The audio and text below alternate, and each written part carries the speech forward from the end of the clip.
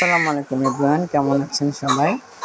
এই তো আজকে শুক্রবার সকালে ভাবলাম একটু অন্যরকম নাস্তা তৈরি করি। তাই আমি আজকে খুদে ভাত তৈরি করেছিলাম। আমি এটাতে মরিচ ঝাল কিছু দিইনি, কারণ বাচ্চারা খাবে। আর করবো ধনেপাতা বেগুনের ভর্তা বা কালজিরা ভর্তা। আমি মরিচ রসুন বেশ ভালো করে ভেজে নিচ্ছি। এখন আমি কালজিরা ভর্তাটা করে নিচ্ছি ভালো মতো, পাটায় বেটে নিচ্ছি। এরপর করা আছে সকালে নাস্তাটা পরিবেশন করছি, খুদে ভাত দিচ্ছি। এখানে দিলাম কালজিরা ভর্তা, বেগুনের ভর্তা, মরিচের ভর্তা, আর আমি খাবো একটু আচার, আমের আচার। আচারটা এখন নিয়ে তারপর খাবারটা শুরু করব।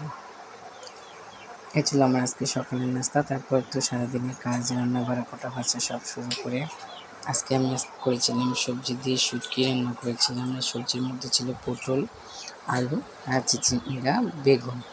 এইগুলো দিয়েই আমি মলা মাছের শুটকিটা রান্না করেছি। এই শুটকিটা খেতে আমার খুব ভালো লাগে, তাই আজকে শুটকি করেছিলাম।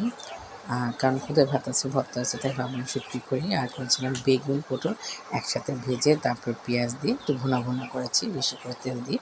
এটা খেতে খুব ভালো লাগে। তারপর একটু খাওয়া দাওয়া করলাম। দুপুরে খাওয়া দাওয়া শেষে তারপর বিকালে রান্নার নাস্তার জন্য কিছু আয়োজন করলাম। এই তো বিকালে নাস্তার জন্য আমি করেছিলাম ছোলা আর বড়া। এই ছিল আমার আজকের ভিডিওটা। যদি আমার আজকের ভিডিওটা আপনাদেরকে ভালো লেগে থাকে অবশ্যই লাইক, কমেন্ট, শেয়ার করে জানাবেন।